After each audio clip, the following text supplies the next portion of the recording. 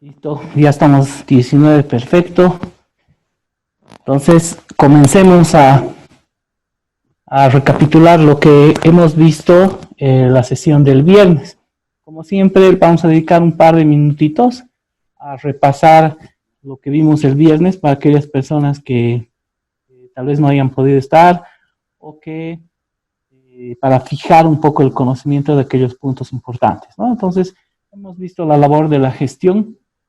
Hemos entrado un poquito más en detalle a ver la gestión desde las distintas ópticas de interés, ¿cierto? El interés que despierta el tema de la gestión desde un punto de vista operativo, cuando estamos ahí en la primera línea comercial, desde un punto de vista de gerencia o jefatura, desde un punto de vista ya una gerencia intermedia alta y desde un punto de vista ya directivo. Entonces decíamos que las problemáticas, el tipo de trabajo que vamos a tener en determinado nivel va a ser un poquito diferente. Entonces, es en este sentido que tenemos que tener un poquito de cuidado y de dedicación, dependiendo del nivel en el que estemos trabajando, a, a distintas partes de lo que vendría a ser la gestión de una misma cartera de créditos, ¿no? Como decíamos, a un nivel operativo, estamos ahí en primera línea, en contacto directo con el cliente, promoviendo la generación de nuevos negocios. Entonces, básicamente nuestra gestión va a consistir en mercadear y sacar todas las operaciones que tengamos, a mantener un control de la mora, mantener un control de las colocaciones y cumplir en la medida de lo posible con los objetivos que han sido trazados por las gerencias, ¿no es cierto?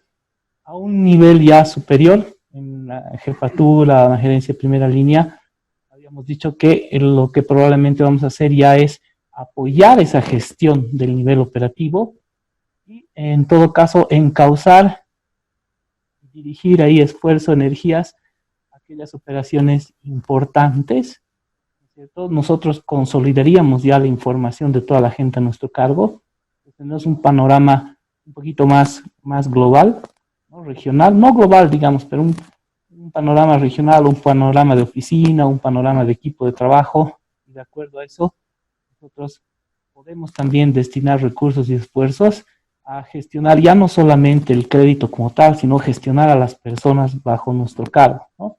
Entonces se trata ahí de sacar la mejor productividad del equipo, alcanzar la mejor productividad del equipo, tratar de cumplir las metas. Y como les decía, ¿no? Dosificar las operaciones, ver si hay operaciones trancadas, por qué están trancadas, ver, tratar el tema, si lo podemos resolver ese nivel, resolverlo, si no se puede escalar al siguiente nivel. En el siguiente nivel ya una gerencia alta, entonces ahí ya nos tocaría a nosotros resolver todos aquellos problemas que escalen a ese nivel.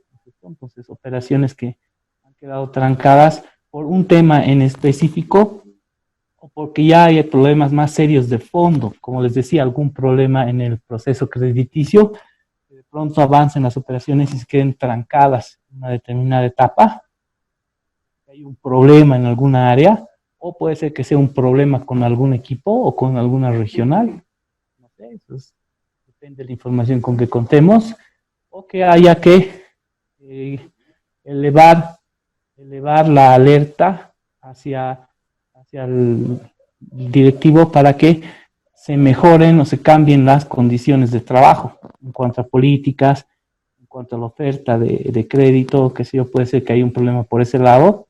Y finalmente al nivel directivo hemos dicho que nosotros ya tenemos la visión ahora sí global de todo el negocio. Somos los responsables del negocio, ¿no es cierto? Inclusive penalmente, decíamos.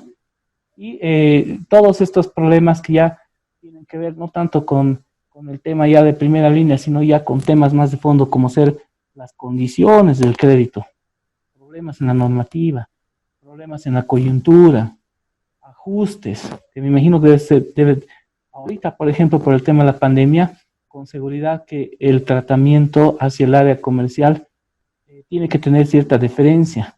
No estamos en una situación normal. Entonces, en este tipo de condiciones se puede cambiar un poco o hacer una excepción a la normativa de crédito, al proceso crediticio, sobre todo en lo que tocan las reprogramaciones, ¿no? Aquellas personas que actualmente están trabajando en las entidades financieras se habrán dado cuenta que el proceso de reprogramación o de diferimiento prácticamente ha sido automático. Entonces, todo este tipo de situaciones ya se llevan o se planifican a un nivel ya de alta gerencia, nivel directivo, ¿no? Eso hemos visto básicamente en lo que es el viernes y además hemos entrado a comentar las herramientas que utilizamos en cada uno de los niveles. Entonces, como decíamos, en un primer nivel básicamente es el Excel y la tubería de negocios o el CRM que puede comprender algún control sobre la gestión del negocio, ¿no? ¿Se acuerdan ahí? Básicamente esta tubería de negocios reconoce las principales etapas del proceso crediticio.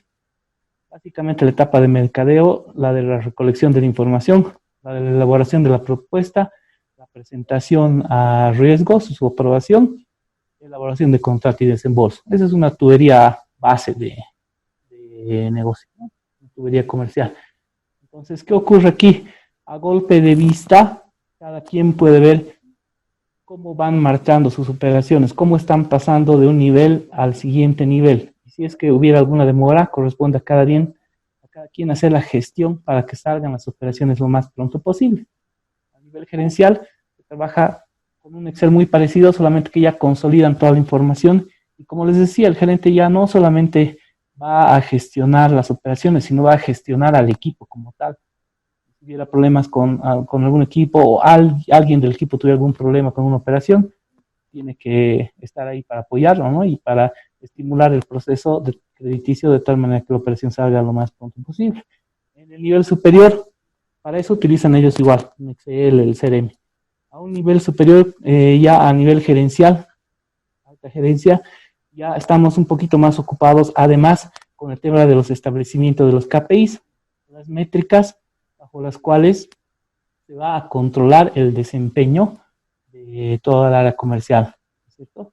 Y seguramente con el gerente del nivel inferior y con los funcionarios se va a ir negociando, estableciendo, analizando la, eh, el establecimiento de metas, ¿no? Generalmente esto se hace de manera anual y se van estableciendo las metas trimestralmente o mensualmente y se va llevando a lo largo de la gestión, a lo largo del año, un control sobre el avance de las mismas, ¿no? Para ver si se va a alcanzar, no se va a alcanzar, qué problemas hay. Si no hay este control periódico, se descuida con eso, puede ser que estemos fuera de presupuesto y que si salta esto en los últimos 3 meses, en los últimos 3 meses ya no hay mucho que hacer, ¿no es cierto? Entonces es un problema. Y a nivel directivo, igual están involucrados en el tema de los KPIs y además tienen que ver el tema de normativo, el tema del establecimiento de las políticas de crédito, políticas de cobranza, y les llega la información ya consolidada a nivel nacional. Entonces, tienen un panorama mucho más amplio y como les decía, además pueden intervenir en la composición de la cartera como tal. De pronto ellos pueden darse cuenta que puede haber una concentración de cartera no deseada en alguna regional o en alguna oficina, o que el mix de producto se presta más un determinado mix de producto en ciertas oficinas, en ciertos mercados, en ciertos segmentos, qué sé yo. Todo esto a nivel directivo. ¿Okay? Eso hemos visto la anterior semana. ¿Tienen una consulta al respecto? ¿Alguien tiene alguna consulta?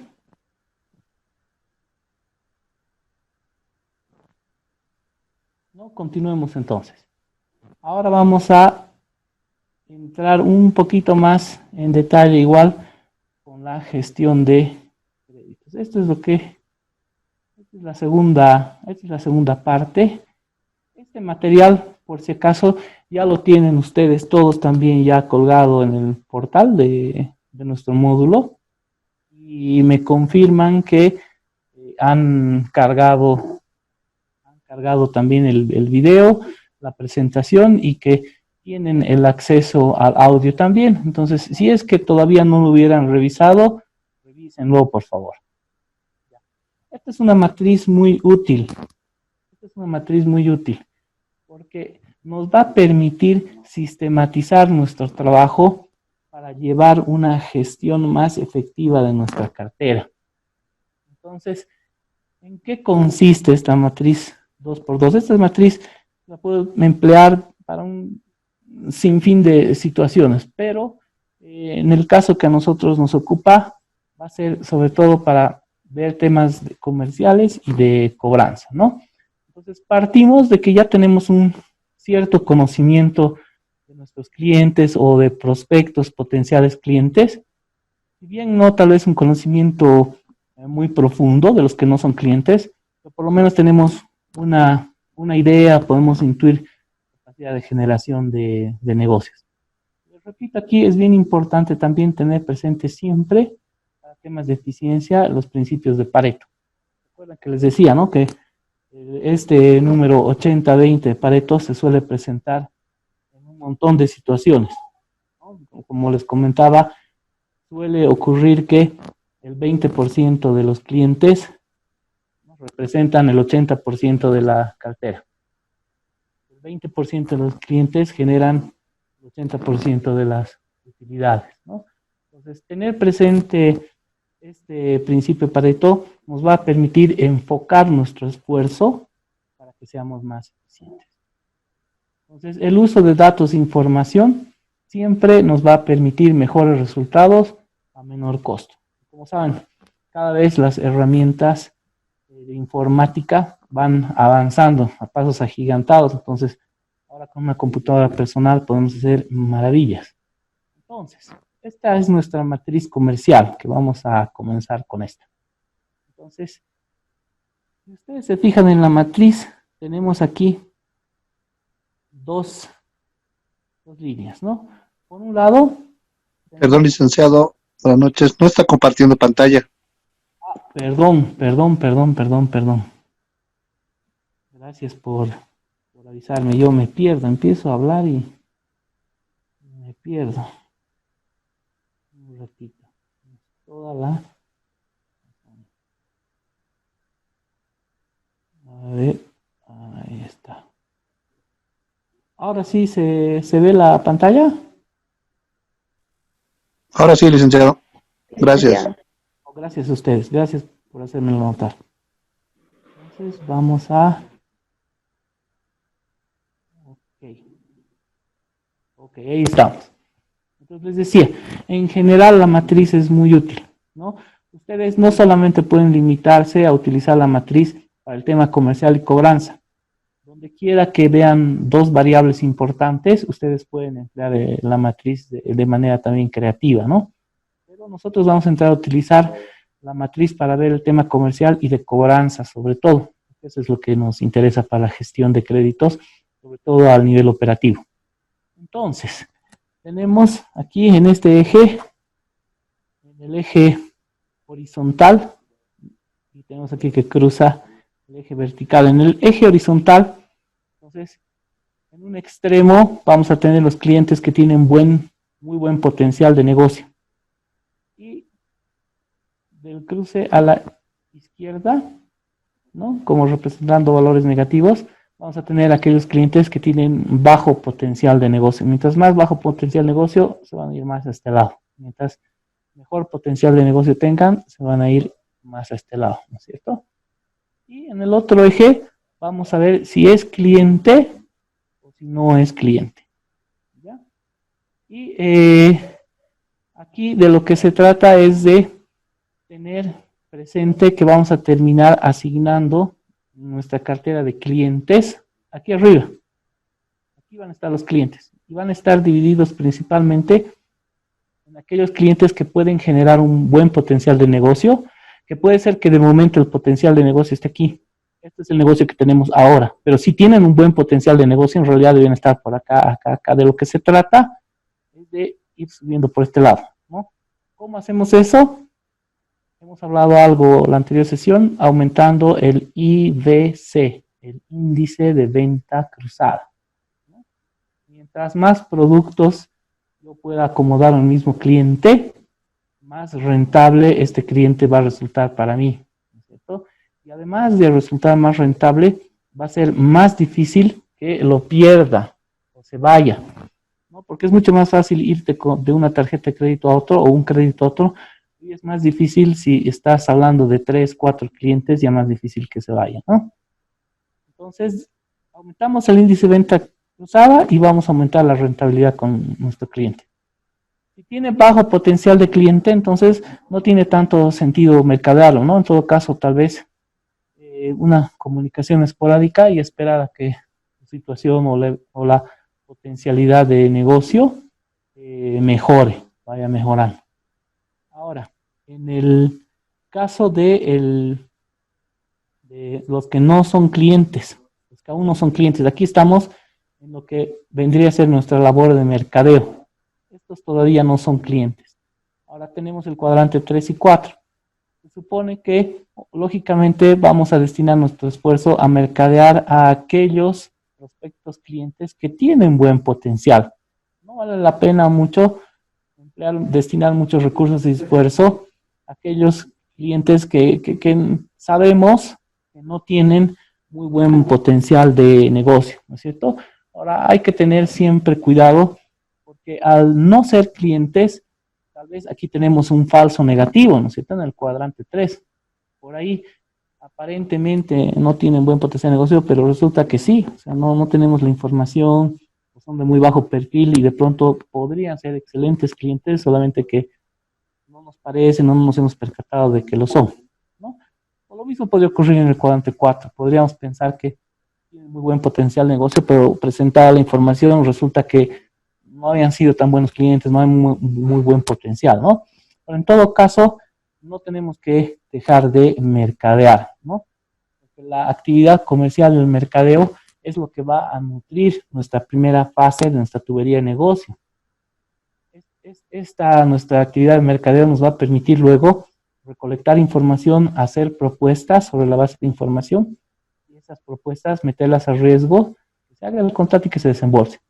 Si no comenzamos con la actividad de mercadeo, ¿de dónde van a salir las operaciones? ¿No? Entonces es muy importante hacer esto. ¿Ya? Y tenemos que ser proactivos en este tema. Entonces, de todas maneras, seguramente partimos ya con una cartera asignada. Entonces, esta cartera asignada y los clientes potenciales que estemos mercadeando los podemos asignar a uno de estos cuadrantes y esto nos va a permitir hacer una gestión más eficiente. ¿Okay? Entonces, vamos a ver ahora la matriz de cobranza. Es una matriz muy parecida a la anterior, solamente que aquí tenemos otra información, otros elementos en los ejes, ¿no? Entonces tenemos por un lado en el eje horizontal la voluntad de pago, ¿no? Entonces, si quiere pagar el cliente, tiene la voluntad de pago, o si no quiere pagar, no tiene la voluntad de pago. Se hace rogar, se hace buscar, atrasa, qué sé yo, ¿no?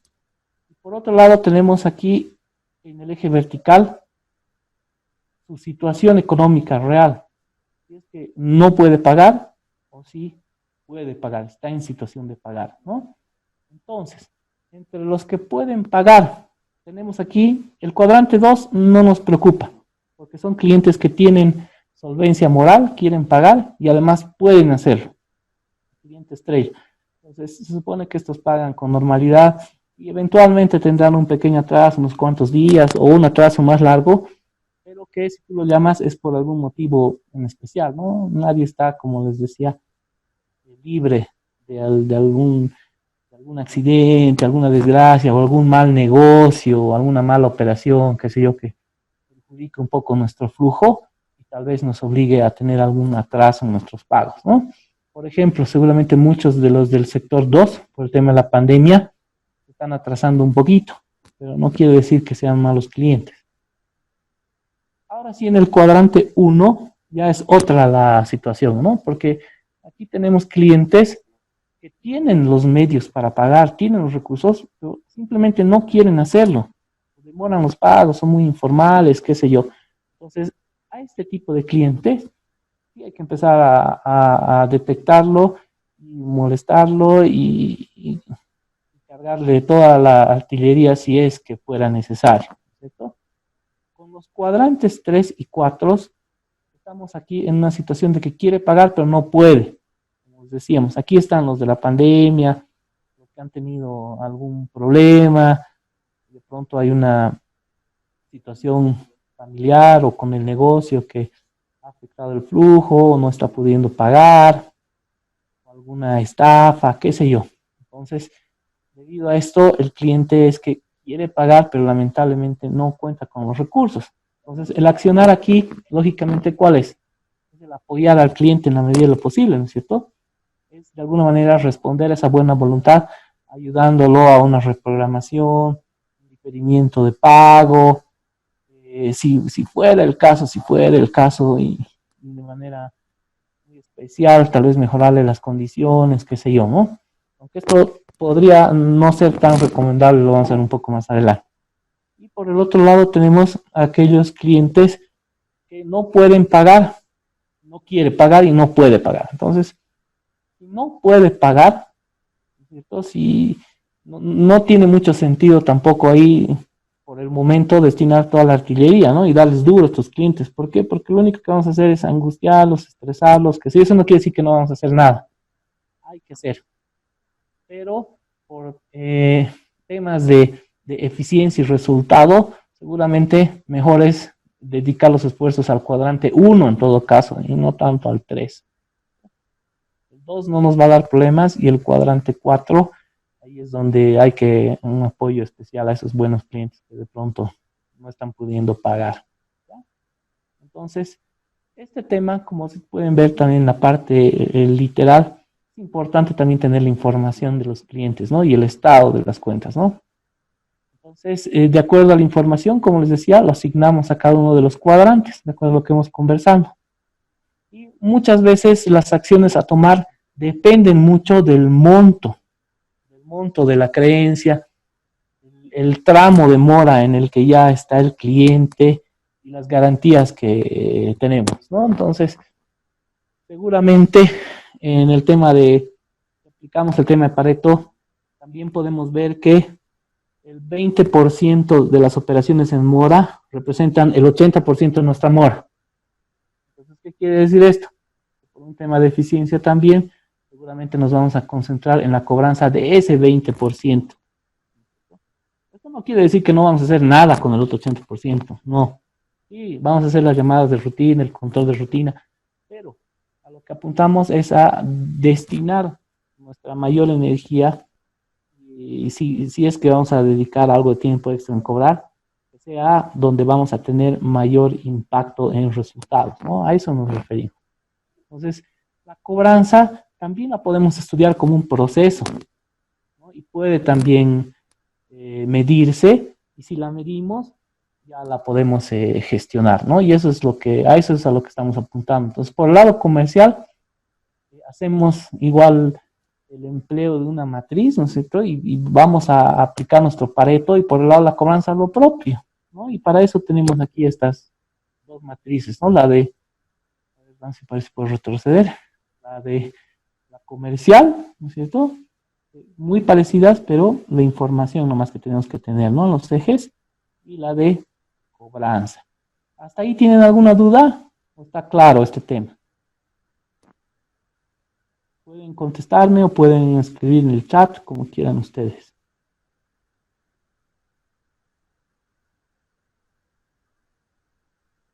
Ya, ok, entonces parece que todo está claro. Entonces pasemos a la siguiente, a la siguiente diapositiva. Entonces, ya estas matrices, sobre todo las vamos a ver en el primer nivel operativo, ¿no? Y cuando ya hablamos de las políticas de crédito, las políticas de crédito las debemos conocer en todos los niveles de la organización.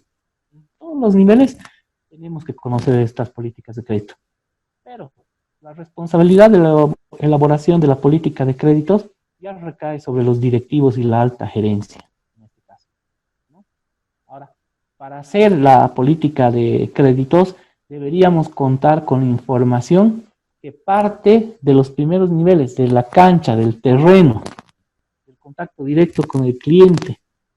Debería subir hasta arriba con esa información real, ¿no? Deberíamos nosotros empezar a trabajar una política de créditos que sea razonable, coherente con las condiciones del mercado, coherente con lo que ofrece la competencia, y una vez elaborada, discutida en cascada en los diferentes niveles, debería aprobarse, publicarse y comunicarse a todos, ¿cierto?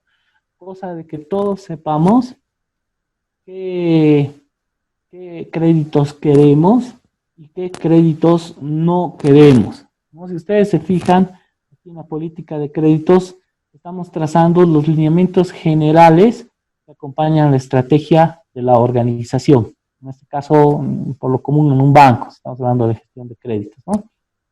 No deberían ir en contradicción con la actividad comercial de la empresa, sino apoyarla y orientarla, ¿no? Debería reconocer el contexto en el que opera la organización, lo que les decía. Debería considerar además las fortalezas, debilidades y oportunidades y amenazas que se han reconocido en la entidad, el FODA, ¿no? El FODA.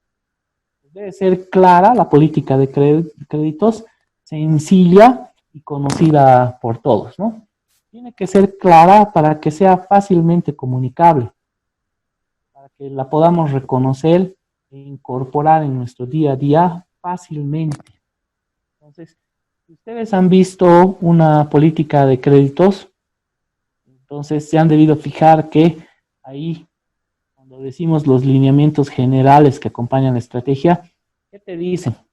Te dicen qué tipo de crédito es deseable, en qué condiciones la entidad puede prestar, en qué condiciones, a qué tipo de clientes la empresa no desea prestar, no desea establecer negocios en un determinado tipo de clientes, ¿no? Y te dice también, inclusive debería decirte qué sectores estás interesado en atacar, ¿no? Ahora, esta política de créditos no está grabada en piedra, se puede cambiar, pero al ser una política no debería cambiarse rápidamente en el tiempo, debería tener un tiempo de permanencia largo en el tiempo, ¿no?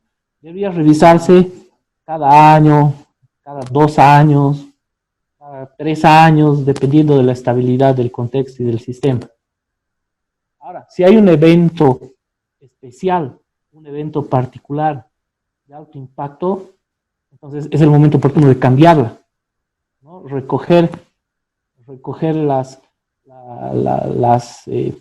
oportunidades o las amenazas del entorno, ¿no? Entonces, de tal manera que puedas modificar la política para aprovechar esa oportunidad o para mitigar el riesgo de esa amenaza, ya desde la política de crédito, ¿no? Seguramente algunas entidades financieras, por el tema del COVID, han debido modificar su política de crédito como respuesta a esta emergencia, ¿no? Y seguramente cuando ya pase todo esto o volvamos a una nueva normalidad con el COVID, seguramente habrá otra modificación en la que se recojan las mejores prácticas reconocidas en todo este tiempo, ¿no? De tal manera que no se afecte el negocio ni la rentabilidad, pero se tenga bajo control el riesgo, no se permita el deterioro de la cartera. La política de crédito es importante porque de alguna manera nos da, nos señala un norte. Cuando nosotros estamos en el área comercial buscando créditos, somos como cazadores. Estamos entrando ahí al bosque en algunos casos, a un desierto en otro caso, depende a qué ecosistema estamos entrando, en qué segmento de banca estamos. Y para nosotros poder tener una cacería exitosa, siguiendo con la analogía, tenemos ciertas herramientas, ciertas armas, por así decirlo, ¿no? Entonces, de pronto, tú estás yendo a cazar conejos y te vas con una bazooka. No es razonable, ¿no es cierto? Porque le vas a dar al conejo y lo vas a volar en pedazos y no vas a poder traer nada de carne, ¿cierto? Y si te vas a cazar osos, te mandan a cazar osos con una pistola, le vas a dar 2 tiros le vas a dar un tiro de bala al oso, no le va a hacer nada y el oso se va a ir corriendo, ¿no es cierto? Igual, cero resultado. Entonces, cuando nosotros utilizamos el FODA para establecer una política de créditos, estamos haciendo eso, le estamos dando una pistola al que está yendo a cazar osos, perdón, una pistola al que está yendo a cazar conejos, y le estamos dando ya un fusil o una escopeta al que está yendo a cazar osos, ¿no? Le estamos dando las herramientas, el producto adecuado, necesario, para que tu labor de mercadeo tenga una gestión exitosa, ¿no? Entonces tenemos varias bancas en las entidades financieras, ¿no? Una de las principales divisiones es la banca minorista y la banca mayorista. Y dentro de la banca minorista, básicamente estamos trabajando con personas, microcrédito. O a veces hay una división más y tal vez microcrédito también se ha atendido en el otro segmento o directamente no entran en microcrédito, comienzan con PYME. Cuando pasas ya a la mayorista, ya desde la mayorista ya empiezas tal vez ahí a mercadear al negocio PYME, empresas y corporativo, ¿cierto? Entonces, tu política de créditos tal vez no entre tan fino al nivel de política de créditos como tal, porque tal vez tú tengas ya una normativa para cada tipo de banca, pero los lineamientos generales deberían decirte. Y si es que no han leído una política de crédito de algún banco, háganlo, préstense, entren a los que trabajan en una entidad financiera, entren al sistema, a su repositorio de información, de normativas, y entren, normativa de crédito, política de crédito. Y en la política, por lo general, ahí van a ver y qué se dice. El cliente prefiere trabajar con personas que no tengan antecedentes negativos en el sistema, que no tengan créditos castigados, que no estén sobreendeudados. Por otro lado, te dicen, el cliente, el banco, la entidad financiera desea trabajar con personas y empresas que no tengan un apalancamiento patrimonial más allá de tanto, que no tengan una deuda que exceda tantas veces su patrimonio, ¿no?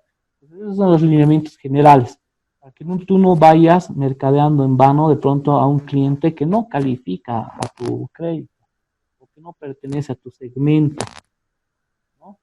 Entonces, y además esta política de créditos, como les digo, debería reconocer el contexto. Entonces, de pronto, en la coyuntura actual, vemos que el negocio de la minería en la banca de empresas corporativas, por ejemplo, está muy bien, entonces podría privilegiar ese tipo de operaciones. En la misma política. Si pronto vemos que en la coyuntura o el contexto actual, tal vez la actividad de hidrocarburos está mal, está a la baja, está con muchos problemas. Entonces, en la misma política, es decir, por el momento el banco no desea trabajar o no se priorizarán las operaciones de tales sectores. Se priorizarán y se dará apoyo sobre todo a tales otros sectores. Entonces, son como ciertas ayudas, nortes, como ciertas señales, ¿no es cierto? Ya te ayudan a direccionar tus esfuerzos hacia direcciones que te van a proporcionar mejor resultado, ¿no es cierto? Entonces, por eso decimos por eso está marcado aquí el tema de las oportunidades, ¿no? Tiene que ser clara, sencilla y conocida por todos. ¿Para qué? Para que cuando esas operaciones lleguen a riesgo crediticio, no sea ahí que digan, no, pues pero este tipo de operaciones no va, ¿no? Entonces, tú estás ahí gestionando, has mercadeado, has pedido información, has hecho todo, y de pronto esa operación no está fuera de políticas. Entonces has perdido tiempo. No solamente has perdido tiempo, sino que también le has quitado recursos y tiempo al área de riesgo, ¿no? Y dependiendo hasta dónde haya avanzado esa operación, bueno, no debería pasar de riesgo, pues se ha pasado peor todavía, ¿cierto? Ahora, ya la política de créditos al nivel directivo también debería considerar la oportunidad, ¿no?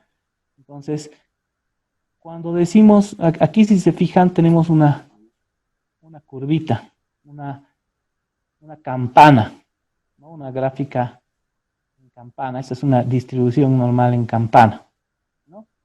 Entonces, en unos minutos van a entender por qué la he puesto acá. Pero primero vamos a considerar estos puntos, cada uno de estos puntitos. Antes de continuar con este otro tema. Respecto al anterior de la política de créditos, ¿está claro? ¿Hay alguna duda? Voy a revisar el chat, si hubiera alguna consulta. No hay nada en el chat. ¿Alguien por el micrófono que tenga alguna consulta? Lo que es política de crédito o la matriz que ya hemos visto.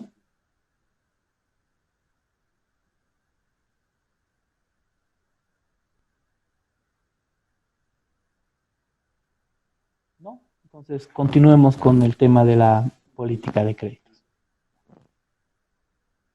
Entonces, cuando establecemos la política de créditos, cuando la estamos trabajando, hay un costo de oportunidad, porque no podemos nosotros salir y apuntar a todo lado como locos, ¿no? Tenemos que enfocar nuestro esfuerzo. Entonces,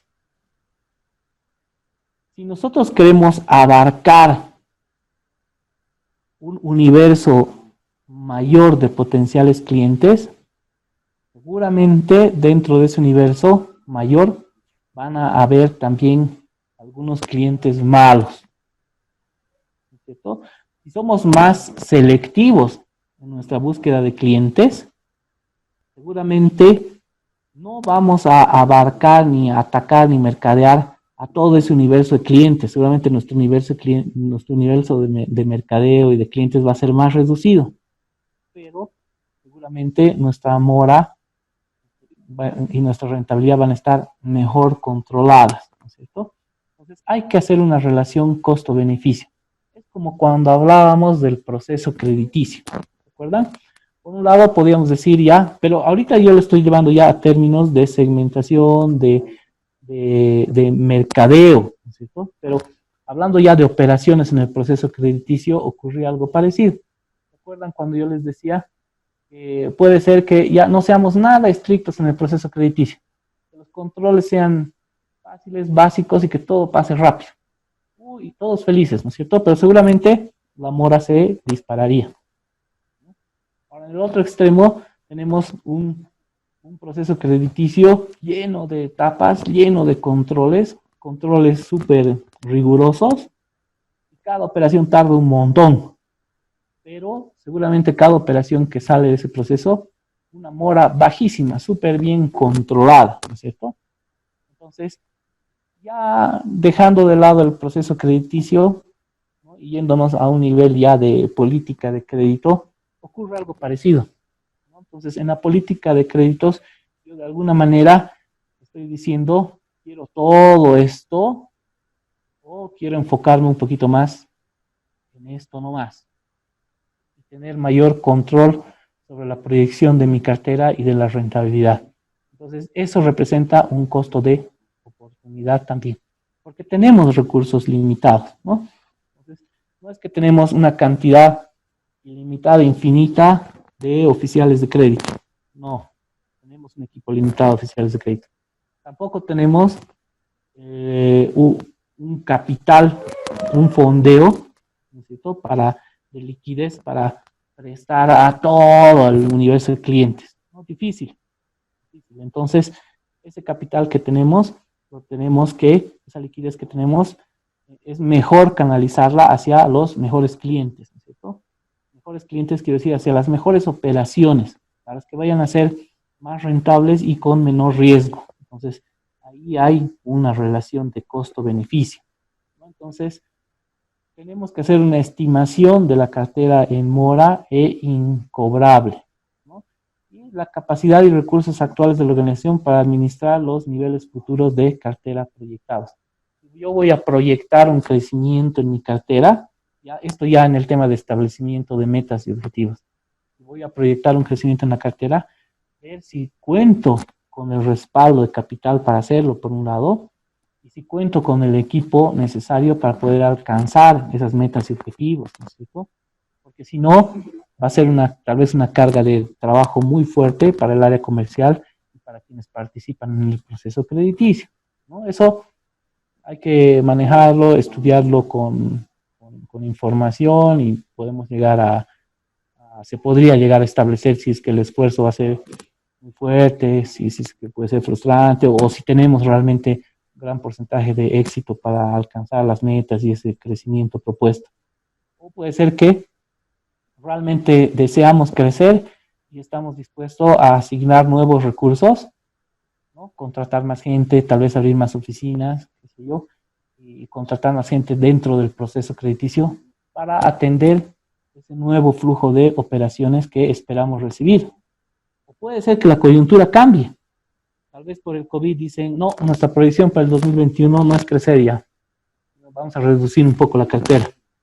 Entonces, en todo caso, vamos a cerrar un par de agencias, vamos a prescindir de un poco de personal, qué sé yo, para ya empezar a acomodarnos a la situación que se nos viene en el 2021. Puede ser también, ¿no es cierto? Entonces, depende mucho de las coyunturas y de la estrategia de la empresa. Entonces, esto se ve al nivel directivo y de alta gerencia, ¿no? Pero eso se ve a ciegas, no. Eso se ve con la información que se rescata al nivel de primera línea. Entonces, por eso el flujo de información de abajo a arriba y de arriba a abajo y una comunicación honesta es importante. ¿Hasta ahí tienen alguna consulta? Pueden poner en el chat o pueden comunicarla por el micrófono. Vamos a revisar el chat. Ok, no hay nada en el chat. Continuemos, ya. Bueno, entonces, sí. Una consultita. Claro. ¿Y por qué se daría esto, lo último que ha mencionado, ¿no? Que decía que podrían rebajar la cartera y podrían reducir la agencia. ¿Sería más que todo por riesgo, licenciado? Hay varios tipos de riesgo. Hay varios tipos de riesgo. En este caso podría ser por un riesgo comercial. O podría ser simplemente, ¿por qué? Porque por el tema de la pandemia se espera que, por decir algo, se van a cerrar muchos negocios. Muchos clientes van a dejar de operar. Entonces, dentro de las proyecciones no está crecer. Entonces se espera, digamos, seguir colocando niveles de cartera tal vez algo inferiores a los de la gestión pasada, que era una gestión relativamente normal, digamos, y no se espera crecer mucho. Y en todo caso, se espera un deterioro de cartera, entonces puede ser que, por ejemplo, digan, ok, vamos a reorganizar, el área comercial se va a reducir un poco, el área de riesgo se mantiene normal, y el área de cobranzas y de recuperaciones va a crecer. Entonces puede ser que reasignen personal hacia el área de cobranzas, recuperaciones o normalización de créditos o cuentas especiales, lo que se llame. Puede ser que finalmente unas cuantas personas sean desvinculadas. Podría ser el caso, ¿no? Podría ser el caso. Ya, gracias. ¿Alguna otra consulta?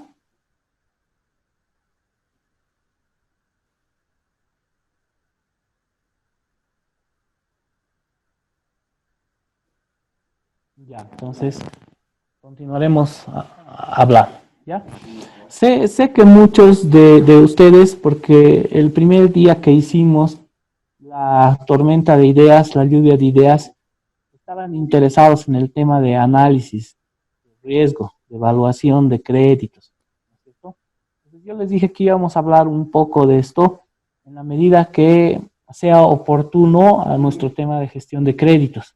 Entonces, voy a aprovechar esta gráfica de aquí para entrar a hablar un poquito de la evaluación y análisis de crédito. El análisis y la evaluación de créditos lo que hace es sobre todo hacer un análisis de la información cuantitativa, de los números. de la capacidad de pago, del flujo. Lo que quieres llegar a saber es que el cliente te va a poder pagar en los términos que tú le estás dando el crédito, ¿cierto? Entonces, para eso, por lo general, tú proyectas un flujo. Y es más, la normativa te dice que para decidir si una operación va o no va, lo más importante es el flujo de pago, la capacidad de pago, no la garantía. ¿Por qué? Porque la garantía solamente es una fuente alternativa de pago. En caso de que el cliente no te pague, lastimosamente se ejecuta la garantía, se la vende y con eso cobras, con eso te pagas, ¿cierto? Pero no queremos eso, no apuntamos a eso. Apuntamos a que aprobemos un crédito en condiciones tales, en condiciones de plazo, periodo de pago, monto, monto de la cuota establecida, que el cliente no tenga ningún problema en pagarte y te pague con normalidad, ¿no? Entonces, a eso es a lo que apuntamos. Ahora, ¿cómo se hace este análisis? Varía un poco dependiendo de si estamos en la banca minorista, banca personas, o en la banca mayorista, que es banca de empresa y corporativa, o inclusive la tecnología del microcrédito, ¿no? Y de las pymes también varía un poco. Pero, si nosotros analizamos el volumen de las carteras, dependiendo del tipo de entidad financiera que estemos analizando, pero por lo general, de manera global, de manera universal, lo común, ¿qué sucede? La mayor cantidad de clientes, en número de clientes, son personas, ¿no es cierto? Porque hay más personas que empresas, lo lógico, ¿no? Entonces, nosotros analizamos la cantidad de clientes por cantidad y nos imaginamos una pirámide por cantidad de operaciones. En la base de la pirámide están las personas. Y a medida que vamos subiendo, está microcrédito. Porque hay muchas más personas, un tanto menos de personas que tienen su propio negocio en microcrédito, aún menos personas que ya están a un nivel pyme, aún menos subiendo en la pirámide, personas que, ya no personas, sino que ya trabajan a nivel empresarial, y en el tope de la pirámide tenemos a la banca corporativa, donde tenemos pocas corporaciones, ¿cierto? Entendiendo corporaciones como grupos de empresas, que pertenecen a los mismos accionistas que están relacionados, ¿no? Entonces, en el tope de la pirámide, como les digo, tenemos corporativa, vamos bajando a empresa, vamos bajando a pyme, bajamos a micro, y en la base de la pirámide, la mayor cantidad de clientes, como número de clientes, tenemos a personas. Ahora, imaginémonos qué sucede ya con el monto, con el monto promedio de las operaciones que sacan, este tipo de cada uno de estos segmentos de la banca. Entonces, seguramente el monto promedio del crédito de personas, si promediamos todos los créditos que tiene cada persona, les voy a dar un número, no necesariamente es este el número, pero digamos que el promedio sea $25,000 o $20,000, el promedio de la deuda de todas las personas. Obviamente deben haber personas que tienen a nivel personal $300,000 de deuda y un montón que tienen solamente tarjetas de crédito de $2,000 o $1,000, por decir algo. Pero en promedio, digamos que sea $25,000. Ahora, si vemos el promedio de deudas del microcrédito, tal vez sea $10,000. Vemos el promedio de deudas por promedio, entonces seguramente del microcrédito 10,000, de pyme tal vez 60,000, de banca empresa el promedio sea 150,000, el promedio de las operaciones de banca corporativa tal vez 500,000, ¿no? Entonces se dan cuenta de esa relación inversa que hay, ¿no es cierto?, entre número de clientes, pero el promedio de cada operación, ¿no? Entonces, lógicamente, el tipo de análisis también va a ser diferente para cada uno de los segmentos. Ahora, en la banca minorista, donde estamos hablando de cantidad de clientes, se puede sistematizar, automatizar el análisis. Antaño el análisis era recibías toda la información y hacías tu tablita y vaciabas la información y en tu Excel ponías todos sus ingresos, todos sus egresos, sus activos, sus pasivos, su patrimonio y proyectabas el flujo. Algunas entidades lo siguen haciendo, pero aquellas que ya han sistematizado este trabajo, que ya lo han digitalizado, digamos, reciben la información, los formularios, solamente la vacían y el sistema ya automáticamente le genera el score. Eso es lo que llaman el scoring. Se suele trabajar además ya en lo que también se denominan las fábricas, ¿no? Ya está todo mucho más sistematizado y cada quien ya es una parte pequeñita del trabajo. Entonces este análisis sistematizado lo hace la computadora nomás, ya te bota si está aprobado, si está rechazado, si está aprobado, en qué condiciones, qué sé yo.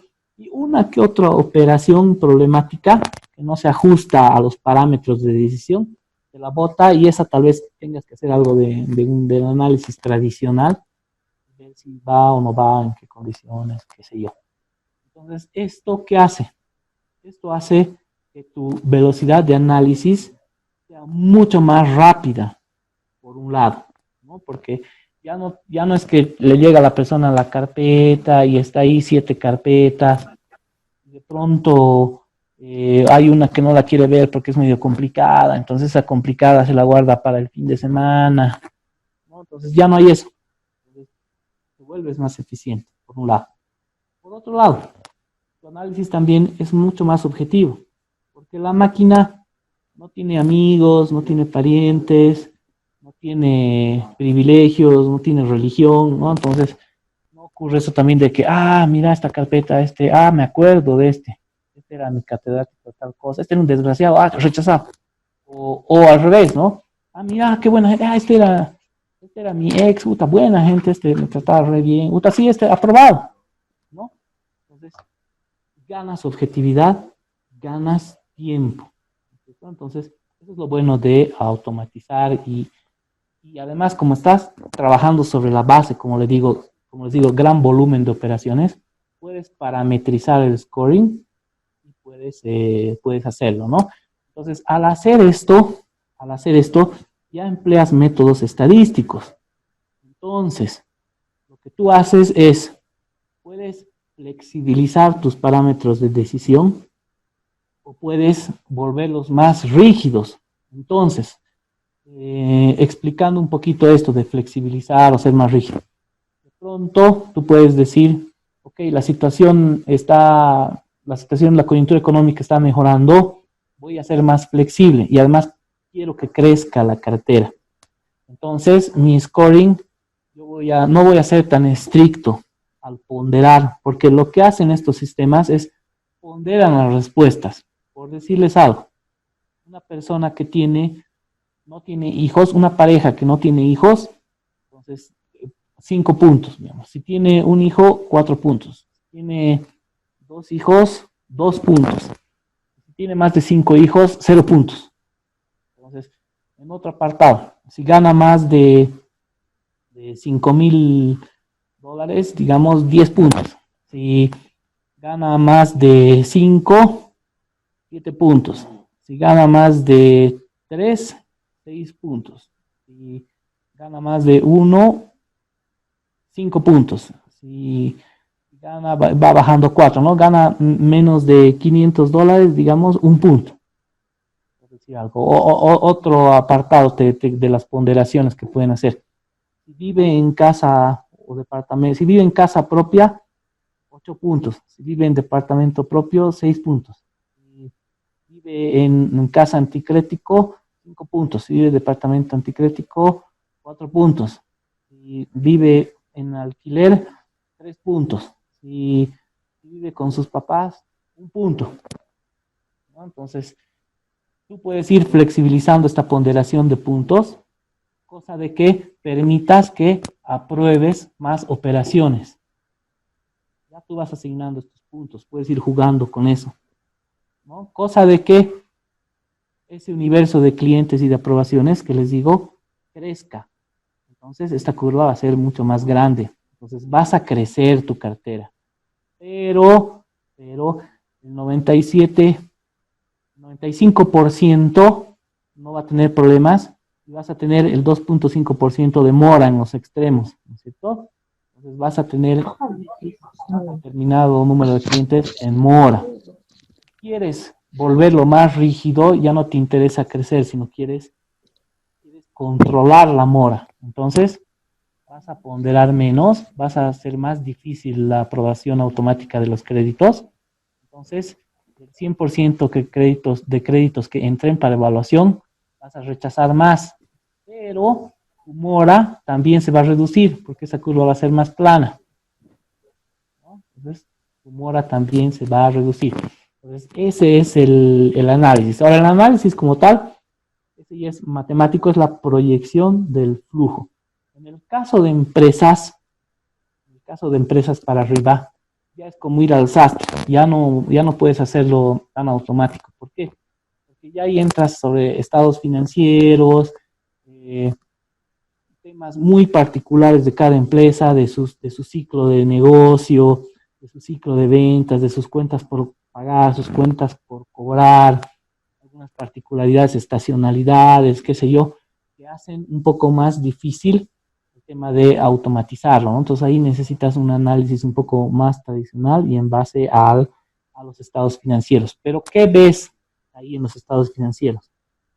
Generalmente ves 4 variables y obviamente el flujo, ¿no? Porque igual el flujo es la clave y lo determinante. Pero entre esos 4 puntos, esas 4 variables que te interesan saber, son la actividad. ¿Cómo van los niveles de venta en los estados financieros? ¿Están creciendo las ventas? ¿Se están manteniendo o se están reduciendo? ¿Quieres ver si la actividad es buena, regular o mala? ¿Quieres ver la liquidez? ¿Quieres ver cómo está la liquidez de ese cliente? ¿Es buena la liquidez o es mala? Cuando hablas de liquidez, hablas de capital de trabajo, sobre todo, y de razón corriente, ¿no? Entonces, el capital de trabajo es el activo corriente menos el pasivo corriente. Estos datos los recoges del estado financiero. Te fijas si tiene liquidez, dónde está concentrada esa liquidez, qué tipo de liquidez es. Entonces, ves sus activos corrientes, sus pasivos corrientes, haces un análisis, llegas a la conclusión de si es buena o regular o mala su liquidez. Luego el endeudamiento, ves temas de endeudamiento, entonces ves cómo está su apalancamiento, cuánto debe, deuda es alta, moderada, baja, a quiénes debe. Es deuda, la mayor parte de la deuda es comercial, es con terceras personas, o es con proveedores. Por otro lado, finalmente lo que haces es también ves esta cuarta variable que es la de la rentabilidad. Entonces, la empresa es rentable, ha sido rentable los últimos años. ¿Qué niveles de rentabilidad tiene? Tiene utilidad, quieres ver su utilidad bruta, su utilidad operativa, su utilidad neta. Quieres ver dónde se concentra la utilidad, dónde se genera la utilidad, qué porcentaje es, cómo se ha comportado, ha ido incrementándose, se ha ido reduciendo, ¿no? Y finalmente haces el flujo y en consideración a estas principales variables ya aterrizas en la conclusión. Obviamente, este trabajo a veces se lo delega un poquito en el área comercial y sobre todo se encarga riesgos de hacerlo. O dependiendo del esquema de trabajo de la entidad, puede ser que riesgos, solamente riesgos lo haga. Entonces, el área comercial solamente entrega la información, no hace nada de análisis y el que hace el análisis es riesgos. Pero como les decía, siempre el área comercial tiene que tener algo de conocimiento sobre el cliente, porque no vaya a ser que estés presentando operaciones que no van a dar ningún fruto.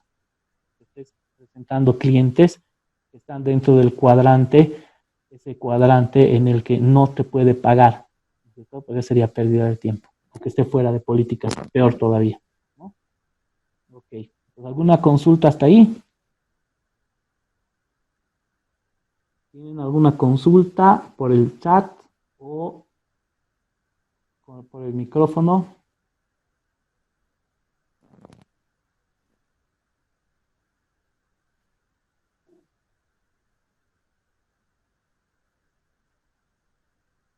¿Ninguna consulta? Ok, vamos avanzando entonces. Ya. Ahora, la política de cobranza. La política de cobranza, así como tenemos una política de créditos, también deberíamos tener una política de cobranza. Como les decía, es del otro lado la moneda de créditos, ¿no? He dado el crédito, ahora tengo que cobrar, ¿no? Esperamos, se espera que se ha hecho bien el trabajo de la evaluación de riesgos, mitigar ese riesgo de no pago. Si has hecho bien ese trabajo, se espera que no tengas mucha deuda, ¿no? Se espera que no tengas mucha mora, mejor dicho, ¿no? Se espera que te empiece a pagar sin ningún sobresalto, sin ningún problema el cliente. Pero eventualmente es parte del negocio. Va a caer alguien en mora por uno u otro motivo, ¿no? Entonces, así como hay una política de créditos, debería haber una política de cobranza.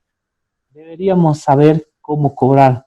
Todos deberíamos cobrar de la misma manera o de manera parecida, ¿no? Manteniendo ciertos estándares en el trato al cliente y en la comunicación de cierta información, ¿no?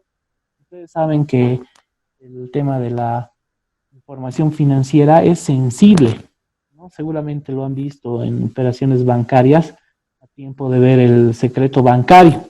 ¿Se acuerdan del secreto bancario? Entonces, hay que tener mucho cuidado cuando se esté brindando operación respecto a operaciones o cuando estés haciendo labores de cobranza, ¿no? Tienes que cobrar solamente al, al titular de la deuda o su cónyuge, ¿no es cierto? Pero no puedes dar información a terceras personas, te puede crear problemas eso, ¿no? Entonces, en todo caso, solamente si te comunica, no está la persona, entonces hay que dejar el encargo que llamaron del banco, nada más. Se sobreentiende muchas veces que la llamada es por un tema de cobranzas, no hay necesidad de entrar en detalles, ¿no? Y hay que tener una política y una estrategia de cobranzas, porque yo les comento, yo he tenido un par de veces experiencias malas con el tema de cobranza. Por ejemplo, una vez tenía, no me acuerdo si era una tarjeta de crédito, un crédito de consumo que saqué en un banco, y una vez me atrasé por no sé qué motivo, pero tuve un pequeño atraso. Recibí no recibí yo la llamada. Llamaron directamente a mi garante. Mi garante me llamó. Y mi garante por suerte mi garante era una tía de confianza, entonces mi tía me llamó y me preguntó preocupada porque la habían llamado de tal banco y además el tono de la llamada era medio agresivo, qué sé yo, entonces yo me molesté mucho, me molesté a tal punto que liquidé ese crédito, o sea, primero averigüé quién fue la persona que llamó a mi garante, me quejé y cancelé totalmente la operación de crédito, totalmente.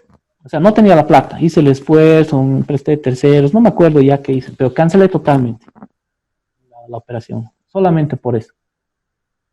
Y no es el único caso que tengo conocimiento de que haya ocurrido algo así, ¿no? Entonces, el tema tiene que ser gradual, con estrategia, con método, ¿no? Entonces, uno de los métodos más utilizados es el 222, ¿no? Entonces, las primeras dos acciones espaciadas a 2 días, agarras y llamas al cliente, entonces se lo llama y se dice, se le hace recuerdo, ¿no? ¿Qué ha pasado? ¿Está todo ok? ¿Se ha olvidado? ¿O es que ha pasado algo? Si no paga, a los 2 días se lo vuelve a llamar. ¿Qué ha pasado? ¿Qué sé yo? O por ahí, en la primera llamada, ya se agenda un compromiso de pago, entonces ya solamente se vuelve a llamar cuando se vence ese compromiso de pago. Si el cliente no paga, recién ahí tal vez se le puede mandar una carta, o se le puede mandar un email. Estoy haciéndole recuerdo de que, o tal vez la primera llamada con un email y la segunda llamada también con email. Ya depende de cada estilo de cobranza, que sé yo. Además, en el camino también se van conociendo los clientes y se va viendo cuál es la mejor manera de cobrarlos. Ahora hay otros clientes que les gusta esperar hasta el último día para pagar, hasta el último día del mes, ¿no? Porque ellos ya saben que se reporta a la ASFI pasado el fin de mes, entonces esperan hasta el 30, el 29, el 31, dependiendo si cae día hábil, y ese día pagan. A veces es un tema ya de conocimiento de la cartera de cada uno. Entonces, si uno ya sabe que ese cliente te paga a fin de mes, aunque no lo llames, pero te cumple, nunca te deja colgado, entonces no es necesario llamarlo, ¿no es cierto? Pero puede ser que mi batería ya está. Un ratito, por favor. Ahora sí. A ver. Ahora sí. Ya. Entonces puede ser que ya conociendo la cartera, nosotros ya tengamos una idea de qué clientes hay que gestionarlos desde el principio y estar sobre ellos día y noche, y qué otros clientes no es necesario, son clientes buenos que no nos van a fallar. En todo caso, deberíamos tener un procedimiento estándar, ¿no? Entonces, esta política de créditos debería ser también clara y también difundida, ¿no? Porque no necesariamente va a ser el oficial de crédito, el funcionario que tutela a ese cliente, no necesariamente va a ser él el que haga la cobranza, ¿no es cierto? Puede pasar la cobranza a otra área, puede ser que los dos hagan la cobranza. Ahora, imagínense si la cobranza no es buena, o es muy agresiva, y si encima no solamente llama uno, sino llaman de 2 áreas o de 3 áreas, peor todavía, ¿no es cierto? Pues de pronto te están llamando 3 personas, de pronto uno llamó hace 5 minutos. Cada 5 minutos estás sonando tu teléfono o te están llegando correos de distintas áreas. No, no debería ser así. Es una pérdida de recursos también, una pérdida de tiempo y finalmente puede ser que estés dañando la relación con esos clientes, ¿no? Porque por el hecho de estar en mora o atrasos no necesariamente quiere decir que sean malos clientes. Aquí también se puede emplear la sistematización, ¿no es cierto? Bueno, antes de entrar a la sistematización de la cobranza, vale la pena este tema de la segmentación de que les estaba hablando, ¿no? Entonces, dependiendo del tiempo de la mora, dependiendo del monto de la deuda que estemos cobrando, qué sé yo, emplearemos una u otra estrategia, nos preocuparemos más o menos, ¿no? Tal vez son las últimas cuotas de un cliente, que el capital es mínimo, y nos ha pagado bien a lo largo de los años, no le veo mucho problema. De pronto es un monto grande, recién hemos dado el crédito, ahí sí vale la pena, recién lo estamos conociendo al cliente, no sabemos cómo se va a comportar, ahí sí vale la pena estar sobre él, ¿no es cierto? Como les decía, ese 80-20 de Pareto también se aplica aquí en la política de cobranza, ¿no? De pronto el 20% de la cartera, el 20% de clientes en mora representan el 80% de la mora. Entonces, en ese 20% me voy a enfocar. Ahora sí, con,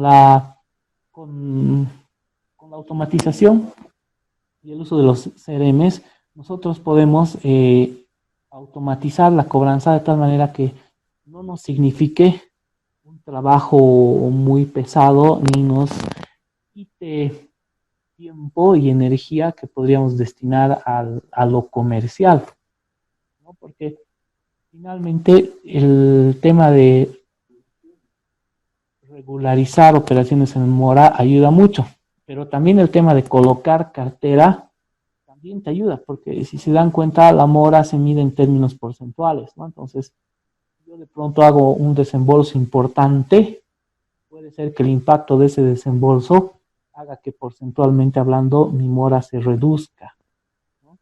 Entonces, tenemos que ver la parte estratégica también en este sentido. Y eso a nivel gerencial también es muy importante, ¿no? Ahí sobre todo deben tener presente este tipo de situaciones. Entonces, el tema de la multicanalidad, aprovecharlo. Como les decía, puede ser ya que automáticamente el sistema bote ya los mails de cobranza, inclusive ya con la información de la operación y el monto de lo que debería pagar ese día, y al día siguiente y a los 2 días, ¿no? Asumiendo de que el cliente va a ver ese mensaje y no necesariamente va a pagar ese mismo día que lo reciba, sino al día siguiente o a los 2 o 3 días. Entonces ya hay las herramientas, ¿no? Como para que la operación entre en mora y automáticamente se dispare un email con copia al ejecutivo y con copia al área de cobranzas, en el que ya se le está mandando la liquidación al cliente de su operación tantos, pase a pagar a cualquiera de nuestras agencias. Si paga hoy es tanto el monto, si paga mañana es tanto, si paga pasado mañana es tanto. Entonces, eso ayuda bastante también, ¿no?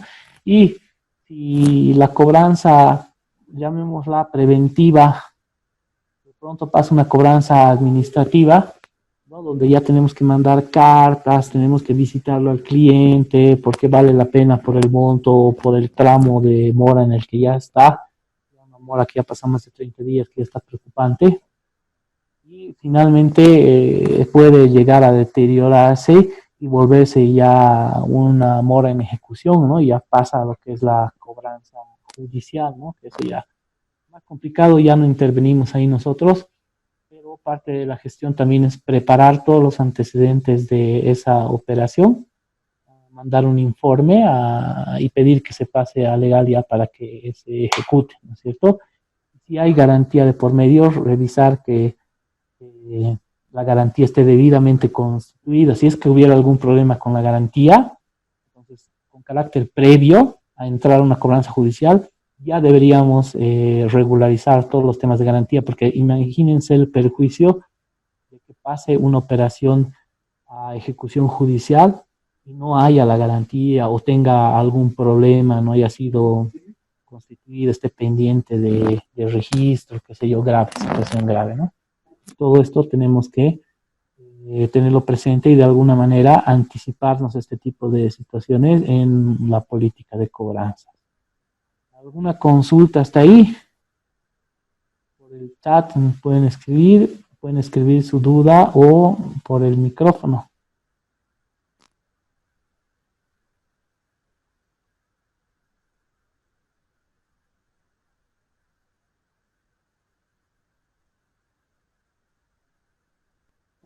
¿No hay ninguna duda?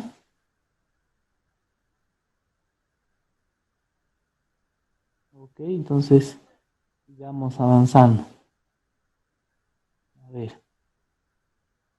Entonces, la política de cobranzas. Entonces, para establecer la política de cobranzas, inclusive algunos de estos temas ya los hemos conversado al hablar de la política de créditos, pero obviamente aquí el enfoque es totalmente distinto. Estamos hablando ahorita de cobranzas.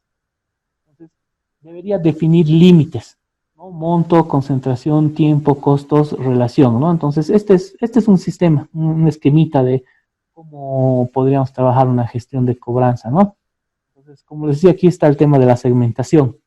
Esta es una segmentación básica, ¿no? Entre lo que es personas y empresas. Podrían haber más segmentos aquí y la estrategia podría cambiar dependiendo del segmento en el que estemos trabajando, ¿no? Deberíamos atender ciertas situaciones ya, partir de herramientas o técnicas base, dependiendo del segmento en el que esté, pero tenemos que considerar situaciones ya particulares del cliente, de la empresa, historial crediticio, como les decía, ¿no? No es lo mismo aquí empezar a cobrar a un cliente que de pronto ha tenido problemas en las últimas 10 cuotas de un crédito hipotecario de vivienda de 20 años, a uno que recién le acabamos de dar $100,000 para que compre su casa y el crédito recién tiene un año de vigencia, ¿no? Situación totalmente distinta. En este segundo caso, recién estamos conociendo al cliente y el capital es inmenso. En el primer caso, es un cliente ya de salida, las últimas cuotas, seguramente pasó algo. ¿Quién va en su sano juicio va a empezar a fallar en sus últimas cuotas? No, algo ha pasado, ¿no es cierto? Además, el monto ya es mínimo, le faltan 10 cuotas, un crédito hipotecario, de su saldo capital deben ser pues, $300, $100, ya no es nada. Entonces, en todo caso, la prioridad ahí es cuidar la relación con ese cliente, ¿no? Porque es el momento de ofrecerle otro crédito nuevo, ¿no? Entonces, si lo tratamos mal de salida, entonces estamos perdiendo ahí un cliente, ¿no? Luego, definir políticas y límites. Se me pierde el cursor. ¿Dónde está el cursor? Ahí está. Ya. Entonces, definir políticas y límites, ¿no? Entonces, ver un poco el tema del, como les decía, la relación, cuidar la relación con el cliente y ver también los costos del financiamiento y de la cobranza, ¿no? Entonces, hay cobranza por el monto del crédito que no vale la pena ni hacerla. Y otro tipo de créditos que sí vale la pena una carta notariada, sí vale la pena visitarlo, aunque nos tome tiempo, aunque sea lejos, pero sí vale la pena hacerlo. Tenemos que establecer los controles, responsables de esos controles, la trazabilidad de las gestiones. Esto quiere decir que podamos nosotros comprobar que se haya hecho la gestión, que podamos verificar que se haya hecho la gestión. Ahora, a un nivel operativo, primer nivel, obviamente nosotros somos los que vamos a estar en esa gestión, pero de alguna manera tenemos que nosotros procurar la evidencia de que se ha hecho esa gestión. Cuando se hace por teléfono pueden quedar registradas las llamadas por teléfono. Si mandas un email, queda el email. Si mandas la carta, queda la constancia de recepción de la carta. Si haces la visita, deberías tener el informe de visita o una foto fechada, qué sé yo, o un envío de WhatsApp, qué sé yo, ¿no? Entonces, debería haber la trazabilidad de las gestiones. Esto sirve por un tema de control y además sirve como evidencia también para ir escalando en las acciones hacia el cliente, ¿no? Y decirle, mire, lo ha llamado, se le ha mandado la carta, se le ha hecho esto, se le ha hecho todo, su crédito está yendo directo a judicial. Entonces, ahí no puede decir que nunca le han cobrado, que es la primera vez que le avisan, que se lo hubieran dicho antes, hubiera pagado, se hubiera puesto al día, ya no hay día, ¿no es cierto? Y, recursos y equipos a utilizar. Deberías contar con los recursos para hacerlo, ¿no? Ahora, yo he visto que en algunas entidades financieras realmente los recursos son bien limitados, inclusive para mercadear. O sea, no hay recursos para mercadear. ¿Cómo será para cobrar? Para cobrar es peor todavía, ¿no? Entonces, más o menos que el funcionario de su bolsillo tiene que ir a mercadear, de su bolsillo tiene que ir a cobrar. Entonces, eso es complicado. Es un tema de recursos, es un tema de nuestra idiosincrasia, qué sé yo, pero bueno.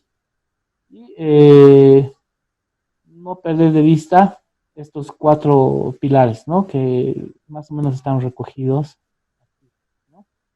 Emplear el método, ver el tema de la cobranza también como un proceso que se puede controlar y lo podemos sistematizar, automatizar, hacerlo, porque como les digo, sería mejor dedicar más bien recursos a colocar cartera que en vez de a cobrar.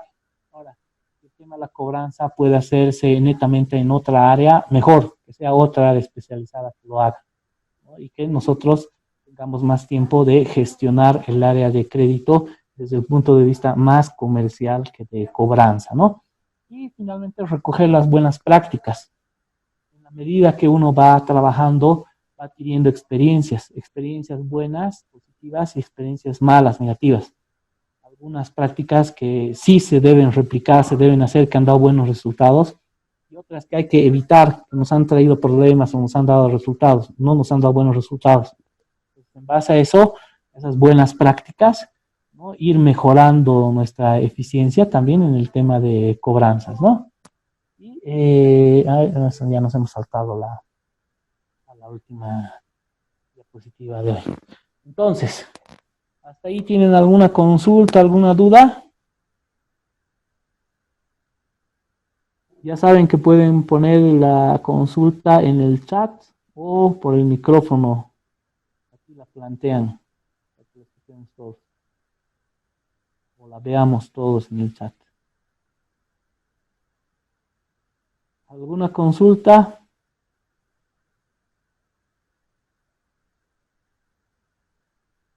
No hay consultas, entonces pasaremos ya a nuestra última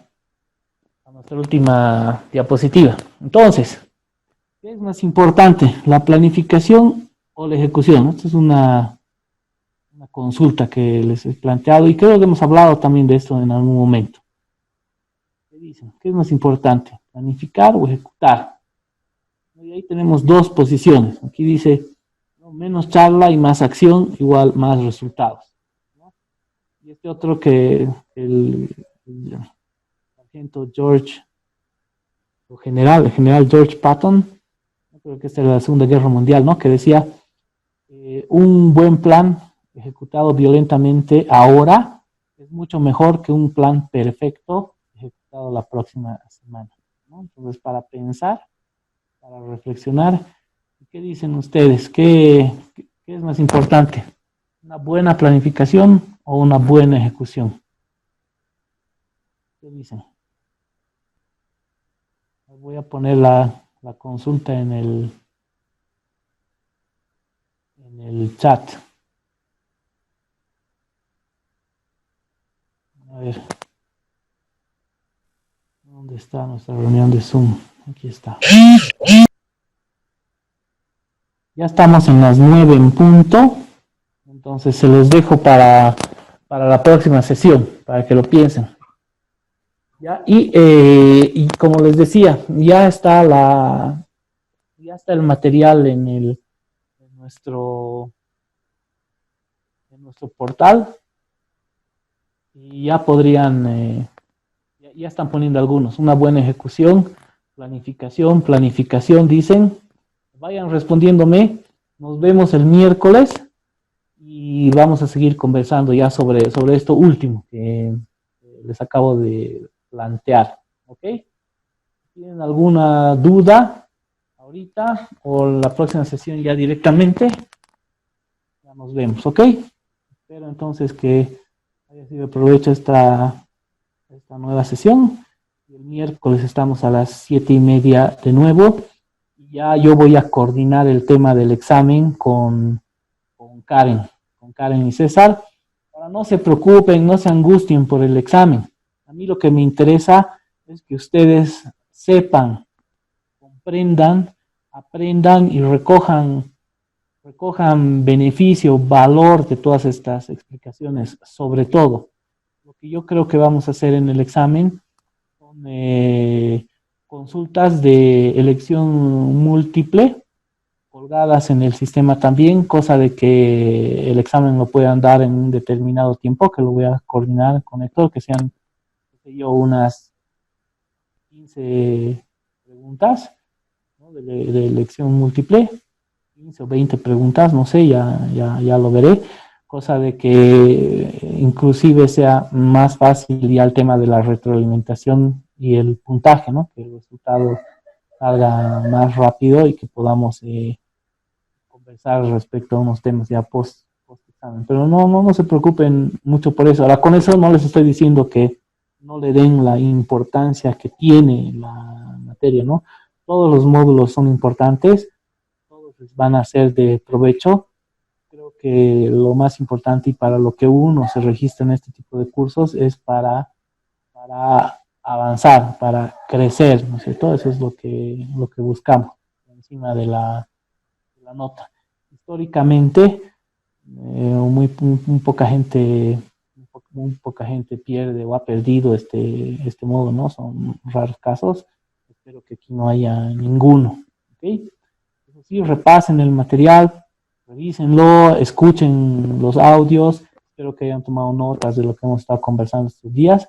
El miércoles nos vemos, ¿ok? Muchas gracias. Nos vemos entonces el miércoles. Gracias, licenciado. Buenas noches. Buenas noches. Buenas noches, Licen, hasta el día miércoles. Hasta el Gracias. miércoles. Buenas noches, licenciado. Buenas noches. Buenas noches. Noches, hasta el miércoles. Hasta el miércoles, Licen. El miércoles, Gracias, Licen. Buenas noches. buenas noches.